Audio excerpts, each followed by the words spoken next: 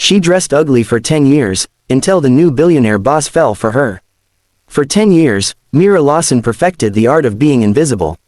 She wore shapeless cardigans in shades of gray and brown, shoes sensible to the point of sadness, and skirts that hovered awkwardly between fashionable and forgettable. Her hair was always pulled into a tight bun, not because it suited her, but because it discouraged comments. Makeup was minimal, just enough to look professional, never enough to look noticed. It wasn't that Mira didn't know how to dress. It was that she had learned, painfully and early, that being attractive at work came with a cost. At 22, fresh out of college and bright with ambition, she joined Lark & Rowe Consulting. She dressed well then, tailored blazers, soft lipstick, heels she could barely walk in. Within months, she became known not for her ideas, but for her looks. Senior consultants made jokes. Clients assumed she was an assistant. One manager suggested, smiling, that she'd go further if she leaned into her appearance. When she complained, she was told she was misunderstanding the culture. So Mira adapted. She dulled herself down, wrapped her sharp mind in unremarkable clothing, and watched as the comments faded. Her work began to speak instead. She became reliable, then indispensable. She stayed late, solved problems no one else wanted, and quietly built a reputation as the person who could fix impossible messes. Still, she was overlooked for promotions.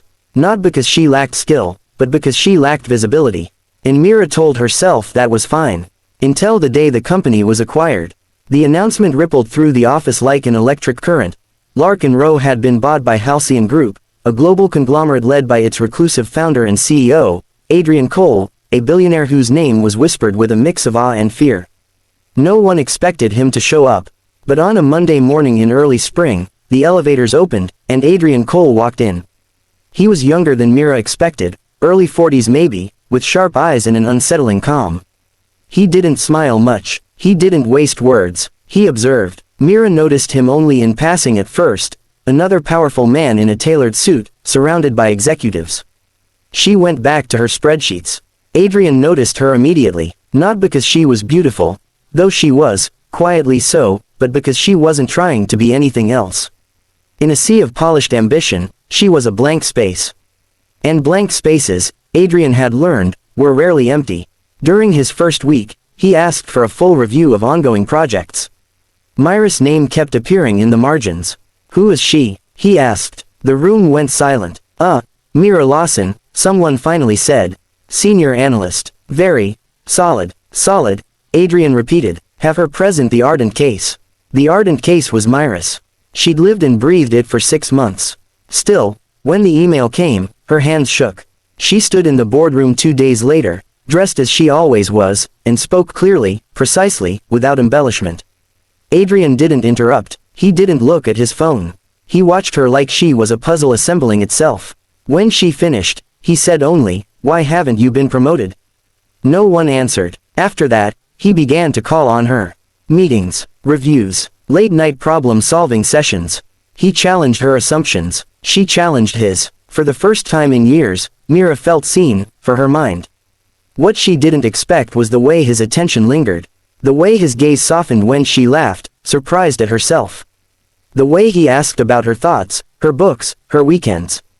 And what Adrian didn't expect was how deeply she unsettled him. He'd met women who dazzled, women who calculated, women who chased proximity to power. Mira did none of that. She kept her distance, maintained her professionalism, and treated him like a colleague, not a prize. One evening, after a long day, Adrian walked her to the elevator. "You don't hide very well," he said suddenly. Mira smiled, tired. "I'm not hiding." "You are," he replied. "You just don't realize you don't need to anymore." The words followed her home. That weekend, Mira stood in front of her closet and stared. The clothes she'd chosen for safety now felt like armor she no longer needed. Slowly, she began to change, not for him, but for herself. She tailored a blazer, let her hair down, bought shoes she liked. Monday morning, the office noticed. Adrian noticed too, but what struck him wasn't her beauty. It was her confidence. The way she occupied space now, unapologetically. Their relationship shifted, deepened, crossed lines neither of them pretended not to see. When he finally asked her to dinner, it wasn't as a boss, but as a man who had fallen quietly, inevitably.